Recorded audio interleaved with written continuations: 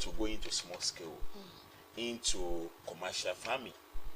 And because the public sector is being overstretched, so people want income, people want to feed their family, so people are going into likewise women are also going into it. So what we are saying in this, or what we are looking at, is that we have this is a plus to us as a country, as a state, that we have people who are interested, that women are interested. And one thing you should know, that what you put in care of a woman, it takes care of it, and you do it very well. So that is it, what we are looking at. So the agri sector is a very large sector, as I said, that can accommodate everybody, and it can even help government to reduce its unemployment rate. And been for 4 years, and recently I think it was covered by an organization that we did a scorecard on that budget line, and we are happy that we have that budget line, specifically speaking to the women, specifically to cater for the needs of women farmers, both of inputs and training, because that's the major thing. What a farmer needs is inputs, what I'm going to use to farm. So we did that scorecard, though there are some challenges that budget line is facing, which little gains that budget line has been able to achieve, we spread it out. It's very good for us, and that is why we believe that the Ondo State government and other stakeholders need to key into it and be able to enhance that budget line with releases, because it is another thing to budget, it's another thing to pack it up with and funds, so that budget line can be input, we can see the output, the impact can be measured. So these are the challenges which are solution, and the Agro-Women Initiative have provided that opportunity for us to fill that gap, to be empowered with input, with trainings. This is and it's a plus, or it's a kudos to the state government, but we need to do more in terms of funding that particular budget line, so that every women farmers, the small scale women farmers can have something at the right time. But that's another thing. That's another challenge, is the timing of the input, the training. We all know that every farmer goes to the farm when there's rain. But when an input is not coming at the right time, what I'm saying is that when you are given a farmer input or credit facility by October, we're already moving to the dry season. So it's possible that we might not be able to get anything from that. But by January, the planning starts. By February, March latest, themselves and to the states. Right, now talking about this Agro-Women Initiative, any form of monitoring mechanism to weigh the impact of that initiative on the target, on the women that are being targeted? Yeah, that is one of the challenges that we are also working with want to work with the state government to provide a very robust mechanism to monitor not only the Agro-Women Initiative, other areas of agriculture. That if state government is putting 100 naira, let's see what is the impact of this 100 naira at the end of the year. Let us be able to something that can be traced, that we can monitor, and we can see the output. These are the things that we also are available to work with the state government to monitor all these things. And this cannot be done unless we have a proper program in which at the beginning of the year we're able to plan, this is what we want to do for women farmers. The women farmers are part of it, because you cannot plan on behind their back. They have to be there so that they can tell you that, oh, this is kind of training that we think that has a capacity, this kind of input we believe that can help us to produce more. So when they are there, we plan together, then we'll put time frame. Everybody knows what to expect at the end of so time. So this will also help the government to say, okay, yes, I'm able to put 100 naira, this is my result, and everybody will be happy for it. And now the state government has come up with this initiative, and yes, just as you said, it needs funds and other things. Any form of collaboration with the private sector? This is what we also clamor for, but we believe that the state government has the capacity to draw investors, partners, through what they are doing. Yeah. So, for example, now what we do, the scorecard we did, we publicize it for everybody to see. The gains that we have made and with the agro-women initiatives. Partners are coming, but they need to be encouraged because partners want to put their money where they will see results. So when the government provide that avenue or capacity or mechanism where the partners see that when they put their money they here, can thrive. They are going to get results. They will come, they will rush in. So that's why we want the state government to be deliberate in times of women farmers, to be very focused and make sure that agro-women is very robust and it is backed up with not only budgeting, also with releases, that it is timely and it is measurable. Now, is there any way the Justice Development and Peace Commission, JDPC, is involved at ensuring women get more involved in small-scale farming in Ondo State? Yes, thank you. That's why we are running a program called Scaling Up of Public Finance in Agriculture. And the aim of that is to bring women farmers and then governments at the table to see the differences and to be able to iron those verses and be able to solve the challenges. That's what we are doing, providing that platform. And it has been engaging. We have been engaging the state government through the Ministry of Agri and other sectors under the Ministry of Agri. So we have been engaging them, and it has been positive. But what we notice is that we need more political will that can also push the efforts that we are making. We have a STROFON, Small Scale Women Farmers Organization of Nigeria, Ondo State chapter, who are in all 18 local governments of Ondo State working. They are more of rural farmers, and that is where farmers are. There is this saying that we used to talk about political farmers, and this is a challenge for us. It's a challenge all over the country, but it's something that can be that we can overcome when we get real farmers.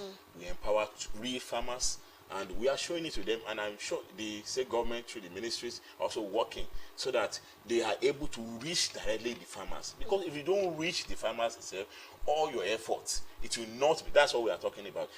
All your effort at the end of the year we will not be able to see it. So when we are doing the planning, we make sure the real farmers are there. When the implementation is coming, it goes directly to the real farmers, and we can trace them and say, okay, you were given this, what were you able to produce? So this is what we are also able to say. Then it will be better for everybody. Okay, are you still at the engagement stage, or that initiative is up and running already? Yes, it has been running for many years, for about 10 years now. We have been doing it, but at different stages. Parts of these people, they are at the national level now, they are at the state level now. Now the right for them to engage themselves. We are only providing the technical support for them because they are rural farmers, which most of them are not that educated to be able to write letters, engage government, and they do all the protocols like that. So we provide all protocols for them, but they lead the advocacy to the ministries, to the agencies and departments in the agri sector, and all the other areas that provide funding for the ministry to be able to thrive. But are we seeing much impact in this program? Yes, we have recorded various impacts in this. Like I said, the Agro-Women Initiative is a product of this struggle. So yeah, so it is something that we have seen, and we sincerely thank the state government, because it is possible for the state government to say that we cannot buy into it, but the state like Lagdo and the rest like that to have this budget like domiciled in all the local government budgets. Of the state, the local government budget of the state, and we are working, and it has been positive. So we have many gains that we have recorded. All right, now, Mr. Ogunleye, for example, in Nigeria, the production of food crops has been on the rise. We've seen an increase, apart from some years back when we had issues with the farmer header crisis. Now, the increases may be in response to enhanced commercialization. We've equally seen a rise in commercialization, industrial and export incentives, and demand.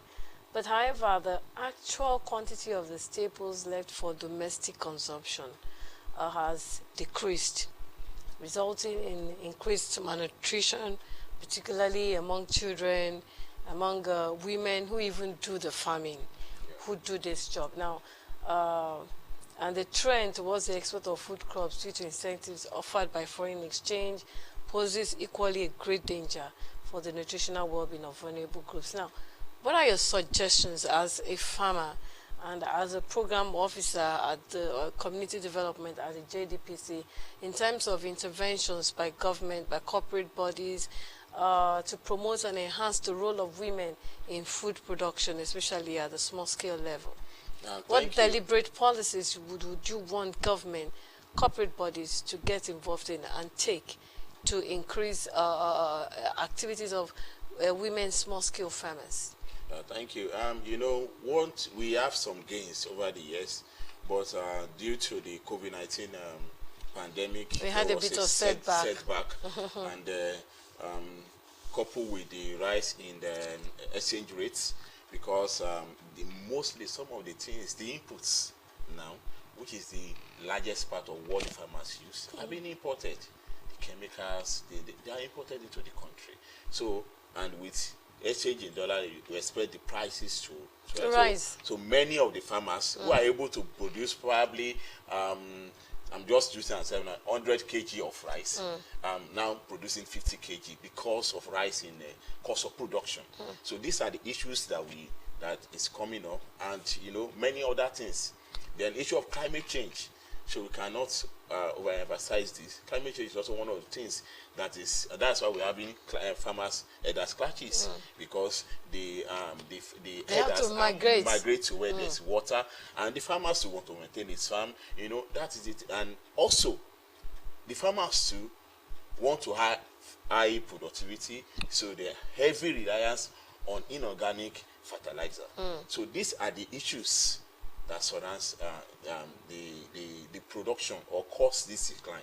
But the government can be able to come in to create a policy on climate change, on how to help farmers to go more into organic farming, and because that needs to be deliberate, because it's not something that will come once, but government need to help farmers to be able to understand this, because if you tell a farmer that you should not use it, you must provide an alternative. And when you are providing the alternative, let it be not something that is the price higher than the one is getting in the end from the commercial market. So these are the things that the government needs to also do. Likewise for the women farmers also to do this. Like for example, we talk about the issue of power tillers that the women farmers can easily use to plow their lands. So these are the things we believe that government needs to be putting into consideration, so that their policy is gender friendly for women to be able to thrive in the agri sector. Thank you so much, Mr. Ogunleye, Mr. Austin Ogunleye, for joining us on Business Today. We hope when we call on you once again, you would oblige us on the program and what JDPC is actually doing in terms of agri development, community development, especially for women farmers in Ondo State. Thank you once again for joining us on the program. And that's it on the program this morning. We're taking a look at the role of small-scale women farmers in food security in Ondo State and Nigeria as a whole. My guest has been Mr. Austin Ogunleye. He's a farmer and program officer of community development at Justice Development Peace Commission in Ondo State. My name is Oduwayo Soya. Thank you so much for being a part of the program this morning. Good morning.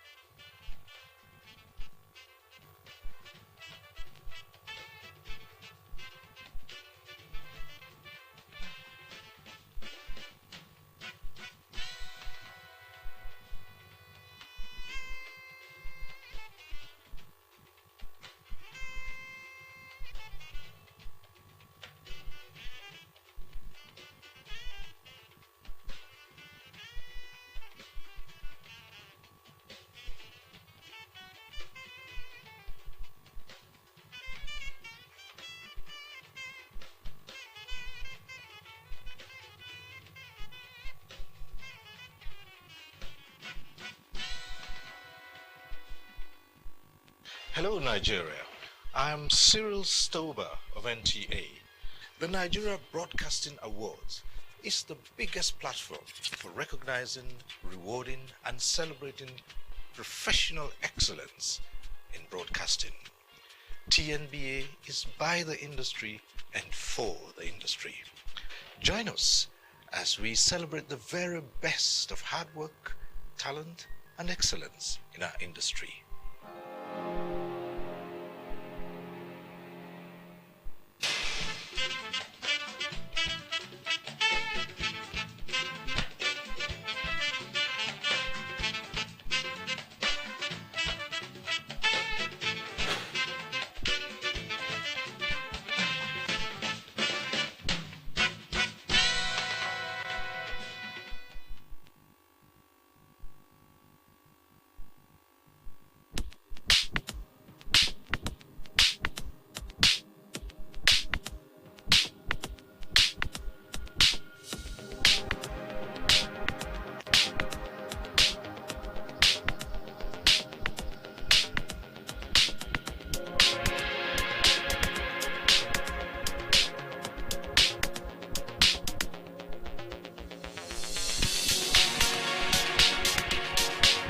It is another beautiful week on your favorite program, Techie Club on Osrc TV. My name is Samuel Akin Suroju. Here is where we discuss basically technology.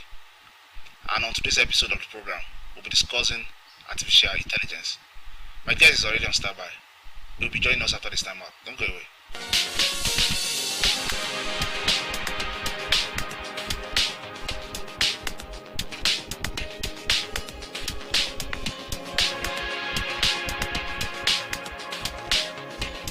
Welcome back from that break.